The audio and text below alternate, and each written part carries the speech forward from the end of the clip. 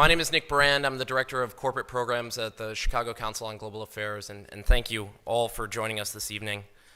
I'd like to take this opportunity to welcome George Friedman to the Chicago Council. I believe it's his first time here, so thank you so much for being with us. What you do, if you're a Ukrainian, is essentially reach out to the only country that will help you, which is the United States. Last week, 10 days ago, General Hodges, Commander U.S. Army Europe, visited Ukraine. He announced that U.S. trainers would now officially be coming, not just unofficially coming. He actually pinned medals on Ukrainian fighters, which by protocol of the military is not the way. Foreigners don't get to pin on, medals, but he did, showing that this was his army. He then left and in the Baltics announced that the United States would be pre-positioning armor, artillery, and other equipment in the Baltics, Poland, Romania, and Bulgaria, which is a very interesting point. So the United States, and now yesterday the United States announced that it would be sending weapons. Tonight, of course, they denied it, but they are. The weapons will go. In all of this, the United States has acted outside the context of NATO. Because NATO has to have a 100% vote. Any one country can veto anything. And the Turks will veto it just for giggles. The point is that the United States is prepared to create a cordon sanitaire around Russia. Russia knows it. Russia believes that the United States intends to break the Russian Federation. I think that, as Peter Lorre put it, we don't want to kill you, we just want to hurt you a little bit. Either way, we are back in the old game. And if you go ask a Pole or a Hungarian or a Romanian, they live in a totally different universe from a German. And they live in a totally different universe from a Spaniard. So there is no commonality in Europe. But if I were a Ukrainian, I would do exactly what they're doing. Try to draw the Americans in. All right, Nick. No place is really Pacific for very long. I mean, neither the United States, we have constant wars, okay? Europe will, I suspect, not return to the 31 years, but it will return to humanity. They will have their wars, they will have their peace, they will live their lives. It will not be 100 million dead, but the idea of the European exceptionalism, I think, is the one suffering the first death. There will be conflict. There was conflict in Yugoslavia, and there's certainly conflict now in Ukraine. As to the relationship to the United States, we no longer have a relationship with Europe. We have a relationship with Romania, we have a relationship with France. There is no Europe to have a relationship with.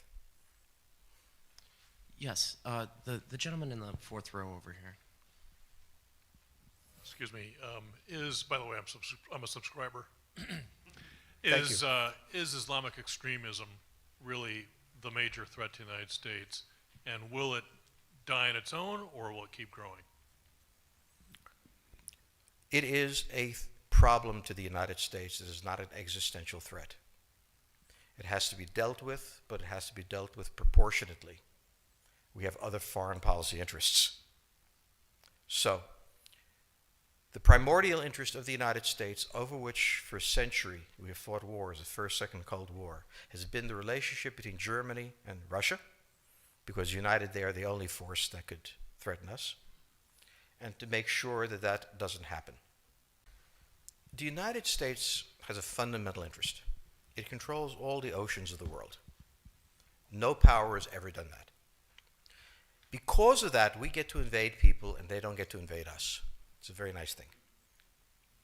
Maintaining control of the sea and control of space is the foundation of our power. The best way to defeat an enemy fleet is to not let it be built. The way the British managed to make certain that no European power could build a fleet was to make sure the Europeans were at each other's throats. The policy that I would recommend is the one that Ronald Reagan adopted toward Iran and Iraq. He funded both sides so they would fight each other and not fight us. This was cynical. It was certainly not moral. It worked. And this is the point. The United States cannot occupy Eurasia. The moment the first boot sets the ground, the demographic differential is we are totally outnumbered. We can defeat an army. We cannot occupy Iraq. The idea that 130,000 men would occupy a country of 25 million, well, the ratio in New York of cops to citizens was greater than we had deployed in Iraq. So we don't have the ability to go across, but we do have the ability to first support various contending powers so they concentrate in themselves with political support, some economic support, military support, advisors, and in extremis do what we did in Japan, in Vietnam, in Iraq, and in Afghanistan, spoiling attacks. The spoiling attack is not intended to defeat the enemy. It's intended to throw him off balance. What we did in each of these wars, in Afghanistan, for example, is we threw Al-Qaeda off balance. The problem we have, since we're young and stupid, is that having thrown them off balance, instead of saying, okay, job well done, let's go home, we said, well, that was easy. Why don't we build a democracy here? This was the moment of dementia that came in. The answer, therefore, is the United States cannot constantly be intervening throughout Eurasia. It must be selectively intervening and very rarely. That is the extreme moment. We cannot, as the first step, send American troops. And when we send American troops, we have to clearly understand what the mission is, limit it to that, and not develop all sorts of psychotic fantasies. So hopefully we've learned that this time. It takes a while for kids to learn lessons. But I think you're absolutely right. We cannot, as an empire, do that. Britain didn't occupy India. It took various Indian states and turned them against each other and provided some British officers for an Indian army. The Romans did not send vast armies out there. It placed kings like, various kings it created under the emperor, and those kings were responsible for maintaining the peace. Pontius Pilate was an example. So empires that are directly governed by the empire, like the Nazi Empire, fail. No one has that much power. You have to have a level of cleverness. However, our problem is not yet that. It is actually admitting that we have an empire. So we haven't even gotten to that point where we don't think we can kind of go home and it'll be over and done. And so we're not even ready for chapter 3 of the book. The question on the table for the Russians is, will they retain a buffer zone that's at least neutral? Or will the West penetrate so far in the Ukraine that they're 70 miles away from Stalingrad and 300 miles away from Moscow? For Russia, the status of Ukraine is an existential threat. And the Russians cannot let go. For the United States, in the event that Russia holds onto the Ukraine, where will it stop?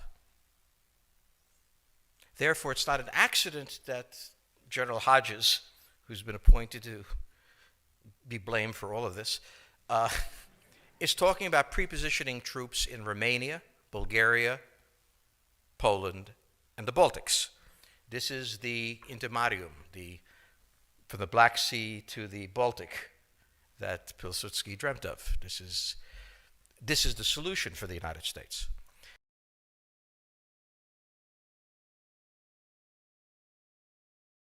The issue to which we don't have the answer is, what will Germany do? So the real wild card in Europe is that as the United States builds this cordon sanitaire, not in Ukraine, but to the west, and the Russians try to figure out how to leverage the Ukrainians out, we don't know the German position. Germany is in a very peculiar position. Its former Chancellor, Gerhard Schroeder, is on the board of Gazprom. They have a very complex relationship to the Russians. The Germans themselves don't know what to do. They must export. The Russians can't take up the export. On the other hand, if they lose the free trade zone, they need to build something different. For the United States, the primordial fear is Russian capital, Russian technology, German technology and German capital, Russian natural resources, Russian manpower, as the only combination that has for centuries scared the hell out of the United States. So how does this play out? Well, the U.S. has already put its cards on the table. It is the line from the Baltics to the Black Sea. For the Russians, their cards have always been on the table. They must have at least a neutral Ukraine, not a pro-Western Ukraine. Belarus is another question. Now, whoever can tell me what the Germans are going to do is going to tell me about the next 20 years of history. But unfortunately, the Germans haven't made up their mind. And this is the problem of Germany always. Enormously economically powerful, geopolitically very fragile, and never quite knowing how to reconcile the two. Ever since 1871, this has been the German question, the question of Europe. So to answer my faithful colleague of 700 years of empire, where Hungary and Croatia was joined, I didn't think you enjoyed that much.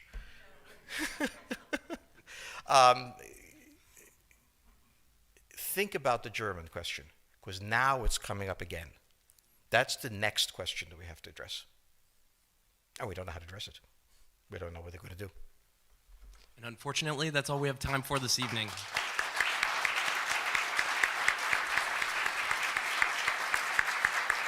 Thank you so much. Thank you so much, George Friedman. He'll be signing copies of his book in the rear of the room. Thank you as well to the Chicago Club for co-sponsoring this evening. Good night.